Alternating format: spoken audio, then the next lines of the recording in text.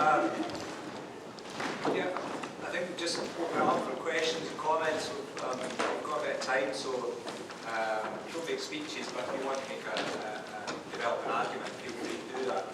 I think that I wouldn't bring the panel back in on everything because they've had a good chance to speak, but if you specifically want to ask a question or make a point in relation to something one of them said, then indicate that. And if any of the panel particularly want to come back on something, let me know. But probably see how it goes, but probably every so often I will ask them if they want to come back in and reflect on anything that you said. And then also I think just to kind of get instead of as a them and us sort of thing, you know, if you want to get into conversations on something that somebody else has said as well, feel free to do that. We'll just see how that goes. Yeah. Okay. So has anybody got a comment or a statement or a question? You kick us off. Okay. I'm not sure what it is yet. It's coming. I like that. Think out loud. Form your thoughts as they come. I was really interested in what you said about people being the agent for change. The agents for change. And what, if I look around here, I see a lot of people who come to a lot of meetings. So very often you're seeing the same faces at the same meetings. And one of the things prior to this that happened was leaflets were put out the houses around here. I'm not sure if anybody turned up from receiving a leaflet. But my question is, I suppose, how do we engage more people, particularly people who came out from places like this and voted yes and were desperate for change? And sometimes I think we've lost them a little bit. I may be wrong in that, but I just wonder if someone had an answer about how to re-engage people from the referendum back to coming to things like this, being electrified again. Hold that in mind, panel.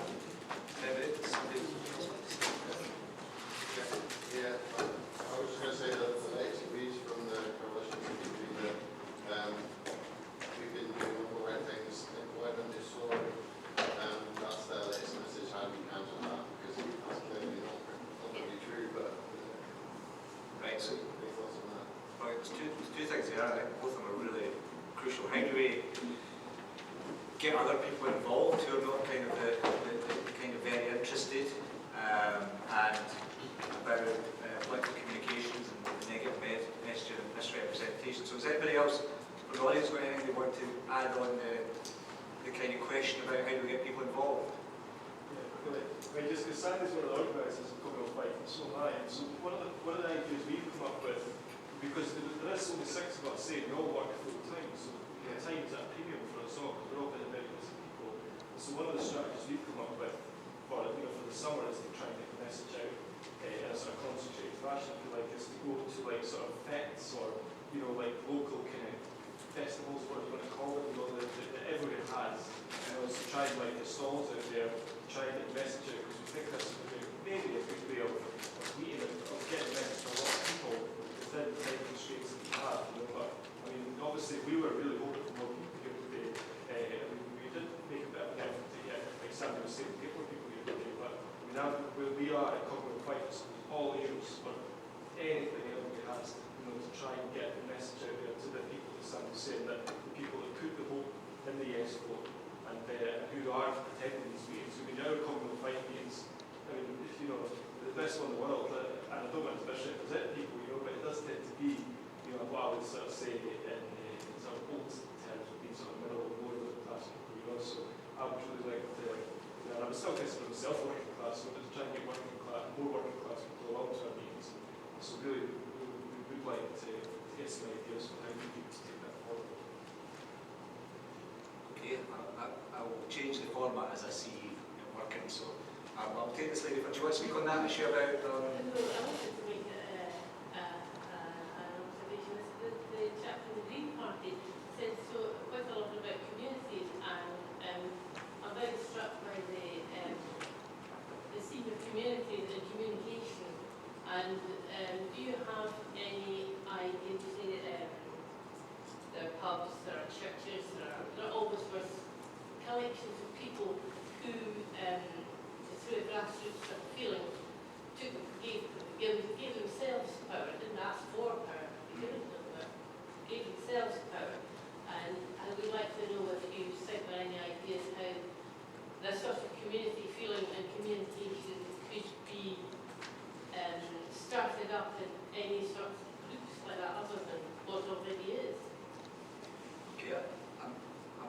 stealing that, I think that fits well with this kind of big question about how do we get more people involved and interested. So does anybody in the panel want to say anything about that? Jim?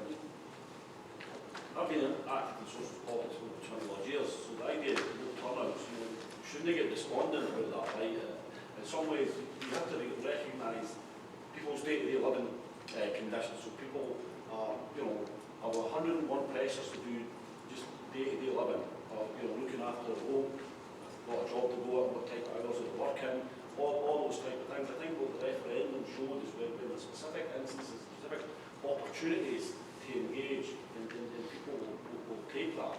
And I think what will possibly change it is the issue of continued austerity in the sense of, I know it's hard to believe, but the worst of the cuts are still to come. They are still to come. So when the cuts start coming to close down our libraries or GP centres or schools and stuff like that, then I think you will see communities in revolt. You've already seen that happen, in smaller areas where that's begun to happen. I think that people will be thrown to the floor, they will come forward because it will be something that they feel really, really strongly about, but it's actually concretely affecting their lives in the immediate future. And I think that's where that'll come. But what 30 people are saying, I think that's good. If there is any main, even in the main political parties trying to bring out a public meeting even in the election, then I think they would be delighted if there are 30 people to come out. I suppose it's a bit you're passing on that message as well, like having further conversations. Yeah, and I think that in this room, the people that are here have the ears of many other people. Yeah, and we're also listening to many other people. There's a lot of communication going on. And what will happen is that people will go out and vote. It's how do we get more people to go out and vote? How do we get these women to go out and vote? So you're beginning to address that. But I think the actual evidence of the women talking to one another on the television is moving more people again. The sense that there could be a real change is happening. So it's like, and it always feels like I struggle to get people, even me, out, because we tend to be, the people who do things tend to be the people who do lots of things. And I do think that the not knowing whether you can go to the church group or you can go to the miners' welfare club or the places that people traditionally used to gather, they really have been shot to pieces, which is why we need to be terribly, terribly good at using the social media. Yeah, I think for me the unprecedented level of engagement throughout the referendum was, I think it was twofold. Firstly, it was visionary. That the referendum to me was inspiring because it had vision. And there's huge levels of dissatisfaction with conventional wisdom, with politics as status quo. What the referendum did was provided an alternative to conventional wisdom. So it gave those people who were dissatisfied with politics as status quo an avenue to go down as an alternative route. I think we can still have that. Yes, it might not be the radical agenda that we wanted to see with a different Scotland within a UK-wide context. We've seen on this panel, I've been inspired today by what everybody said on this panel, because it still gave that vision and it still had that appetite for change, and there is a real thirst for change. I've been totally inspired by the level of engagement after the referendum. My biggest fear in the aftermath of a no vote, and to a lesser extent in the aftermath of a yes vote as well, was that apathy would start to creep in again, and that incredible level of politicisation would die down. And instead, what we've seen through, we've done nothing with it, by the way, which is fantastic, is exactly what we wanted to see. We've got 52 registered Commonweal groups now, people being like, this is our community, how do we change it? How do we maintain and encourage this level of politicisation that we've seen? So don't be disheartened by certain people turn out to it, because I don't think there'll be many places in the world where certain people would turn out to hear some people speak about politics on a Sunday afternoon. And we hosted a meeting about taxation in Edinburgh on a Friday night with 4 days' notice, and 65 people turned up. And the guys there were from London, and they were sort of like, nobody's going to come. Who's going to come to a meeting about taxation on a Friday night? Like, this isn't going to happen. And there we were with 65 people. So I think we're living in one of the most engaged societies in the world.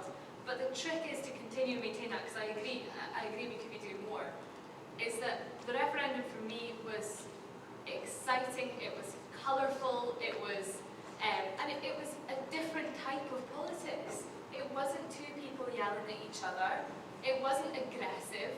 Women for Indy sat down and had coffee mornings and discussed at a normal level with one another about the possibilities of a different type of future. National Collective toured the country with Yesterville on a shiny bus with balloons and bunting and poetry and music and dance. It was a very new type of politics. I think our job is to maintain that politics has changed, that Scotland has changed, that it needs to be exciting and visionary and imaginative and creative and colourful. So I hope that's what we can achieve. Just, sorry, I've spoken for ages. Just to point to your unemployment, I completely agree. George Osborne in his last budget speech said that employment was at record levels. To challenge it, exactly. To challenge that, the only thing that will show the true extent of these cutbacks and the actual horror of austerity and the chronically unbalanced, sick labour market that we currently have just now is to measure underemployment. Yes, there might be X number of jobs created. If they are low skill, low pay, part-time, 0 hour, unstable, dehumanising, if that is the type of labour it's creating, what's the point in having these statistics at all? So I think, for me anyway, when I hear those unemployment statistics, I always look at the underemployment, and the underemployment statistics are what's going to convey the true horror of austerity. I wouldn't be too despondent about 30 people turning up. I mean, they must have heard that I was speaking and decided not to come. But the way to continue the level of kind of community interest, the level of politics, is really to make our council sizes smaller. So, for instance, Dunfermline, Kirkcaldy, they should have their own councils, so we can localise decision making. We should increase the amount of councillors that can be elected to each ward, so that we have more parties, more people, more of a chance of independent councillors standing. We should really be following the Norwegian model, where they have 1 in 81 people standing, and the majority of them are young people.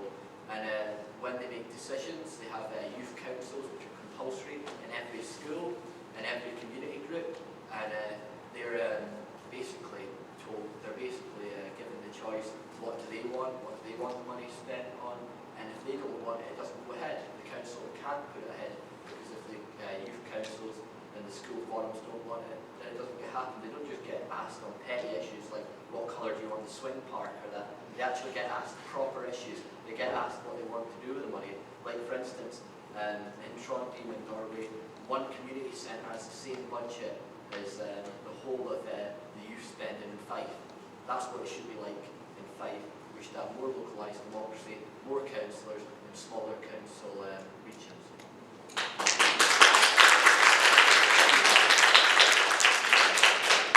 That feels like a national cocktail campaign next year. Maureen, did you want to say something? Yeah, just on sort of vaguely on the notion of communities. Listen to Connor speaking, sorry Connor, I put you on the spot here. But you were talking about this huge number of people that have veered into the SNP. And I mean, I don't think I'd be wrong in saying that these are people who are left-wing or are extremely to the left. And I'm wondering how that community of people have been able to influence the SNP, because we're going to all be relying on you come May. But what we don't want is just kind of a Labour Party light, you know. What I want to know is, have you radically changed your position? I mean, you'll still be a capitalist party. I think it'll take you a while to move to that. Would you be moving to that? I wouldn't think so, no. I think although we are left to centre, we do favour business. I don't really. No, go on, please. I'm just going to say, I think, you know, the big question, it's hard to kind of create a new party of the left when you have a dominant kind of view of the political economy, you know. So I guess it's a big question for all this, how do we kind of shift and push these parties over? Maybe those people that are party doing it, do you feel there's a kind of... I think there's a different feel about the party, for sure. But I think that the party has its principles as well. It'd be silly to change tact so aggressively, I feel, when we have what we stand for and things like that.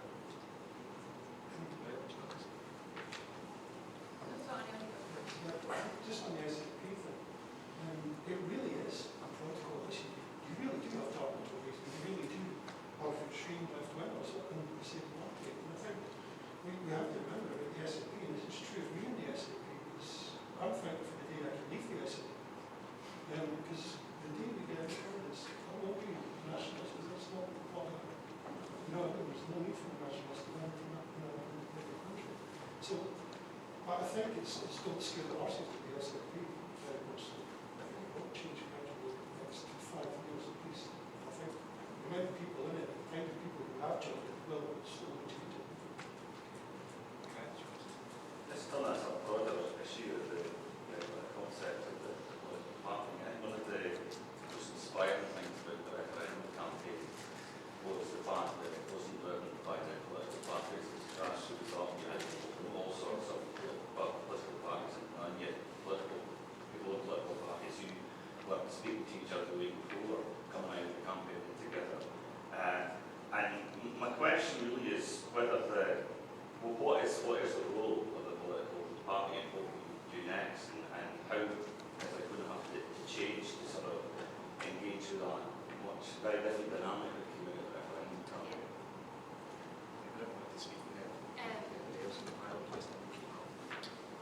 Yeah, I mean, I think just in response to your question there, I think the SNP are actually doing a brilliant job of putting forward an anti-austerity message to the rest of the UK. They're shaking the establishment all over again. And I think Nicola's playing absolute blinder strategy-wise, to be honest. And I'm saying that as somebody who's not a member of any party. I think the key to ensuring that the demands are maintained and that to ensure, I mean, if you look at the Labour Party and their continuous shift to the right, what was pushing them to the right? Perhaps the ideologies of those at the forefront of that party, certainly, but they also had a very corporate-dominated right-wing media, continually demonising any left-wing move they made, and they had the corporate lobbying bodies as well. What we need to ensure is that there's a strong voice from the left in Scotland, continually saying to the SNP, no, we don't like that route, this is how we come back. And they've got such an incredibly diverse membership now that there is the possibility of doing so. I think a really good example of that happening, was fracking. Their initial stance on fracking wasn't for a moratorium, it was that fracking wouldn't happen underneath people's houses, but that it might go ahead. And instead of accepting that, a lot of their membership, and I'd hasten to guess that this is their new membership, said, hang on a second, so you're going to let this happen? We're not okay with that. And their new membership, remember, is a huge proportion of their party now. And I think these are people that were probably former Labour voters, dissatisfied with the way the Labour Party went in, and they're going to maintain that pressure. The key to ensuring the SNP represents a social democratic voice, because I don't think there'll be a socialist voice anytime soon, but a social democratic voice is to maintain that pressure, and you've got the power in numbers to do so. They're representatives of the people, of their members, not the other way around. And as so long as they remember that, I think we'll still see a social democratic anti-austerity agenda coming from the SNP that continues to shape the British establishment like it should. I mean, I think, you know, there's a whole number of historical analogies. If you think, I mean, I'm in favour of a new working class party, or a socialist party. I think it's a cry of need for it. You know, I hope that the numbers of people who have flooded into the SNP, you know, can have that influence and can drive them to the left. And with all my best wishes that they do that. And if there's SNP councillors or MPs and MSPs who stand on the side of working people, because it won't come down to a choice about whose side you're on. You know, people can say that this is old-fashioned about the idea about, you know, the power of big business and you know,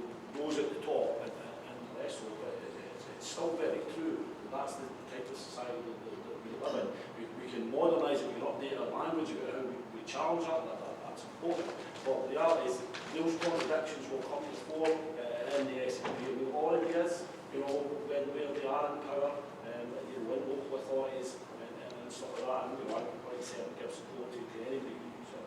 But I think we need a new force to stand up for us. If you take a look at the historical examples of how did the Labour Party come to be 400 years ago? You know, that took a long time. You know, people always think, well, left-wing parties, what's the point? Because you get crap votes and no deal to you. If you think about the founding of the Labour Party over 100 years ago, they went through similar processes. People were told, no, you can't break from the Liberals, you know, because they're marginally better than the Tories, you know. And in the same way, we're now kind of being told that same argument. But that took a process of 10 to 15 years of different socialist organisations, trade unions and all that, sort of having those debates, and sometimes standing in elections and what would be seen to be getting derisory votes, you know. But, you know, that's not the point in some ways. It's about spreading the idea. Well, for me, it's about spreading the ideas of socialism, putting that back onto the agenda. If you look at over the last 20 to 25 years, you know, all across Europe in particular, but internationally, former social democratic parties all marched to the right. You know, they all basically made their peace with capitalism and accepted it. There was no alternative. You know, so, you know, I don't accept that. I think that there's no mood out there. You know, I think part of the referendum thing was people wanted this politics. It wasn't just about discussing independence. It wasn't, you know, for me, it wasn't about that. It was about a different type of society. I mean, you know, the ordinary people were on this the first time to say the referendum, the campaign, for the first time, you know, gave people felt this is something that I can actually influence and actually take part in. Whereas, you know, that's why we've had low turnouts in elections all the time, because people felt there's a point for voting for anyone because it's just going to be the same all the time. And I think it was that chance was the referendum, and I think it's about how do we continue that, you know, throughout after these elections. You know, the SNP were going to want this election. Right? There's no doubt about that. You know, and you know, some of these Labour people and Liberal people deserve to get their asses kicked from here. From Ireland, you know, are we celebrating when Danny Alexander gets killed? Are we celebrating when others, you know, get kicked out? But you know, as is always said, you know, that's not saying we're getting a blank check to those that are listening. We keep challenging them as well. But I think I've confidence about new forces we come into being. You know, if you look at, you know, Syriza in Greece, which is a coalition of different left groups, you know, 10 years ago we got 3 or 4% in the elections. They're now the government, you know. That's how quickly sometimes things can change. I mean, I agree with you, John. I've been really interested in the Spanish Panic Podemos, which is interesting not only because it is a party of the left, because activists are on the left and the left agenda, but it's been attracting support from sort of 20% conservative voters. And I think what you said about the language of how we, Pablo Iglesias, who's the leader, it says, look, we need new symbols for the left and new language for the left. I mean, we all love Che Guevara and, you know, love Marx and stuff like that, but, you know, if you can't find new ways of talking about that stuff, I think you're entirely right about the cleavage and the antagonism. I was a member of New Labour and believed actually in the third way in the 90s, you know, because we thought we socialism hadn't worked, the market hadn't worked. What we did was find a third way between them, but we entirely forgot, and this was a failure of social democracy, that there was antagonism, and those with power would fight to keep it, and those without power would not have it. You're right, that fight has to happen, you know, but it's not a fight between the left and the right as such. I think it's a fight between those that want hierarchy and concentrated power, and those that want horizontalism and to share power. And so I just wonder how we think that battle will, how we can portray that and get support for that new fight. If you've got any thoughts on that. I mean, I think that'll come just through on that debate and continue on that, and actually events will decide that about what works and what doesn't work. You know, I wouldn't want to throw the baby out with the bathwater in that sense for some of the stuff. Like, you know, because even then, you know, demos and stuff like that. Again, the new force and they've tapped into a real energy of enthusiasm. The test will be when they get into power. Yeah, I think the left is too precious about these symbols like the hammer and sickle and the star. And really the hammer and the sickle doesn't mean anything to a modern worker. It doesn't mean anything to people who are on shiny zero or contracts and Primark and put the clothes away and that. The hammer and the sickle are meaningless. But that's where I see the Scotch-led project coming into play next year, when we hopefully get socialist MSPs elected, that we can create new symbols for the left, new things to follow, and we can have new leaders and stuff. And it also offers us a chance to have the Greens and the SLP, the Scottish Left Project, scrutinising the SNP where we think they're going wrong, but praising them where we think they're doing right. I don't think the SNP will end up as some sort of radical socialist party anytime soon. I don't think it's wise for them to end up that way. I think it's brilliant that we have a nationalist party solely dedicated to independence, but we also need people on the left, people who are socialists, people who are Greens, to keep scrutinising and keep praising where it's deserved.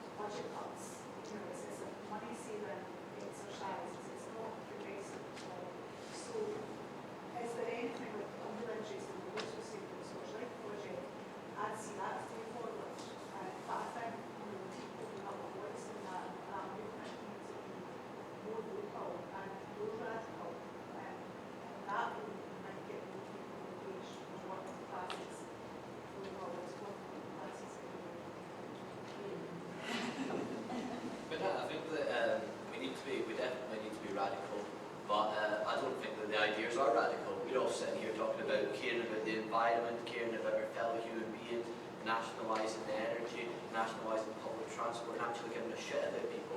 That's not radical. The people in the centre are the extreme ones who are punishing poor, disabled people. We were out canvassing in Burn Island one day and this woman was talking to us, and I nearly cried on the doorstep. She said, my son missed his ATOS appointment and he killed himself the next week. And that's not what, that's extreme, that's the extreme centre. We're not extreme on the far left. We're pretty reasonable compared to that. Yes. I'm hearing sort of three P's. People, politics, and passion. And I think what bothers me is I don't see where politics and passion go together too comfortably, but I see where people and passion go. So when we want to have people coming to common weal, I think it's more about focusing on people rather than politics. Because I believe, you said about the language being hijacked, I think the term politics is the biggest turn-on to the vast majority of people. And what they need, what enthused and inspired people was the passion of the referendum, passion of people who came together and expressed however they wanted to do it, whether it was parties, buses, or sitting, talking about things. But I'm really conscious of when I mention the word politics, the room goes quiet, the faces close, and they're scared. I think there's a real fear of politics as something that's done by people who know more than I do. And I don't know that's... Do you think that's changing at all, or? I hope so. I mean, I think the fact that we're here shows that there are a lot of us who just will not be afraid.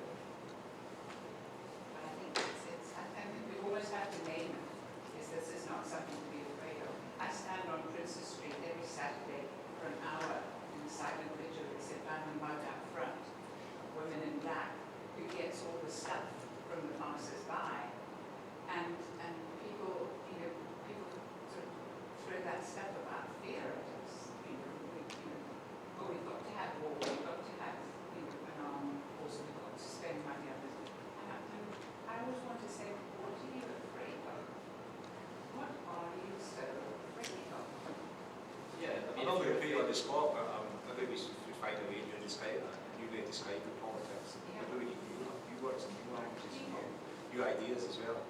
That's why I love common weal. Me too.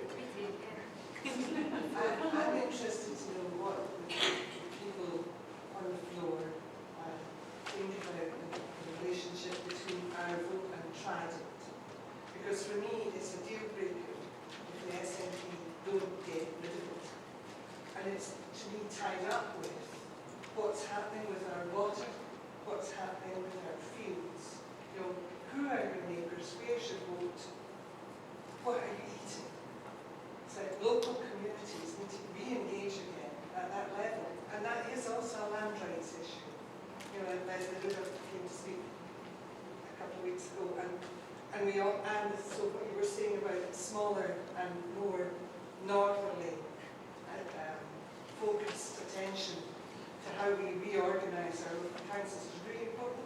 But for me, what's really important is that we understand that the reason that the opposition is a problem is because they're warmongering thieves. And they've been warmongering thieves for centuries.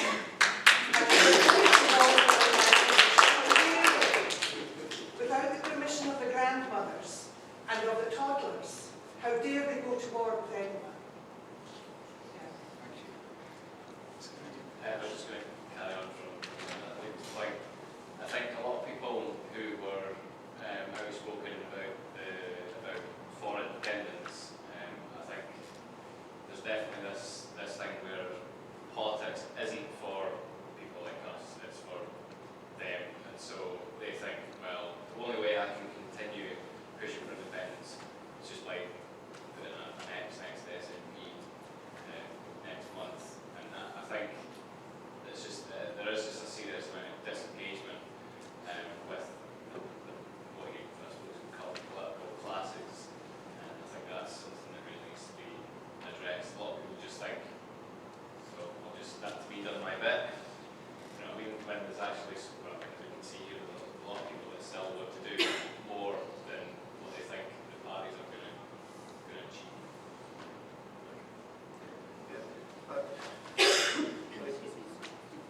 The Greens and the left in general have this principle of subsidiarity, where decisions have to be made at the lowest possible level. And more than that, we want the money to come in at the lowest level. We want the town like Kirkcaldy to pay its own taxes for everybody, just send the money up the line to Hollywood, the things that they can't do themselves, and you know, that's the sorry to Kirkcaldy, to their office first, to Fife Council, and then if they can't deal with it, then it goes up the line to Hollywood. And if they can't deal with it, then it goes up the line to the European Parliament. One of the things that persuaded me to move to Scotland, and assuming that Scots would vote for independence, is simply I can't see any point for London. What's London for? If you look at that principle of subsidiarity, what is it that you want to do? What is it that you want to push up the line? I can't think of a single thing that I want to push out Hollywood into Westminster that I wouldn't send straight to the European Parliament. And we have to understand, so what I'm saying is that there is a long-term solution to this, and the long-term solution is to get the power back to the people. There was a community council meeting in Cooper the other day because the council wanted to build on a particular field that the town are very fond of, and 100 people turned out to object to this proposal. We can get people engaged, and part of the problem is, of course, that whether that proposal goes ahead has got nothing to do with what the community council think. They can say yay or they can say no. The fact is that the people in your office will make a decision, and override them if they feel that way. We need that power back in the people, because that's the way to engage people. We can get power back to people. Money, of course, power without money is not much good. We need money there as well. Then people will get engaged, and they do get engaged in these Norwegian. I'm sure most of you know, Leslie, but we have a serious problem. Our institutions are just too damn big. Small is beautiful. We've been fed this nonsense for years and years and years that big is better. Big is not better. Big is worse. We need small. We need small countries. Small countries always do better than big countries. You know, they look after. If you look at any reasonable, not even talk about GDP necessarily, but you look at how happy their people are, and whether they're engaged, and whether they feel they're fulfilling their lives. Small countries always do better than big countries. Bigger countries just do the bottom. Germany is a bit of an exception because Germany has these these areas that do their own thing, you know, a sort of home rule. Each little part of Germany has its own home rule, and they only send the money and power back up when they have to. But one of the reasons that people like Nigel Farage hate Europe is simply because they pass laws that people like Nigel Farage do not like. The Working Time Directive, you know, they don't like that. They don't like people having to have paternity leave, maternity leave, and that's why they're against Europe. It's not because they're anti-European, though some of them are. It's because they're passing laws that they don't like. When they talk about, you know, all the laws are made in Europe, what they actually mean is a lot of laws are made in Europe that we actually hate because it hurts our companies, it hurts our shareholders' profits. You know, it makes us look after our people. So, you know, we need power back to the people. That's what we need, and it's a long-term project. I have a particular thing of my own, and it's to do with the way housing estates are built. We've built awful housing estates where people are encouraged to go out their front door, get in their car, which is 5 yards away from the front door, and get in the car and drive off somewhere else. And how are they going to talk to people if they're that? You know, we really need to look at the way we design housing estates and housing to encourage people to get out on foot, get out on bike, get out in their mobility scooters or whatever, to do something, but actually on a form that we can talk to people. And I'm afraid that the way houses are built in this country, the UK as a whole, is determined by developers, it's not determined by planners. It's one of those double speak things. The planning department in Fife Council don't really planning, they can't. What they're there for is to enforce the planning laws. That's what they do. They don't plan, they enforce the planning laws. And we have to understand that. And I'll finish, I've talked for a lot, I just want to say, I'm unhappy. I'm a Green Party member, and I'm standing for the Green Party. I'm unhappy about people criticising the SNP. Look where we'd be without, you know, where would we be without the SNP? We wouldn't be having this meeting today. We wouldn't have had a referendum. Let's not knock the SNP. Let's get independence. I'm quite happy to knock the SNP after independence, but let's not knock the SNP before we get independence, because that's the only way we're going to get it. We need to keep behind them. Okay? So stop criticising the SNP. Conrad, you sick of it. The first question came from Maureen about the SNP and the left joining it, and when you said I don't know anything about the last one, the SNP.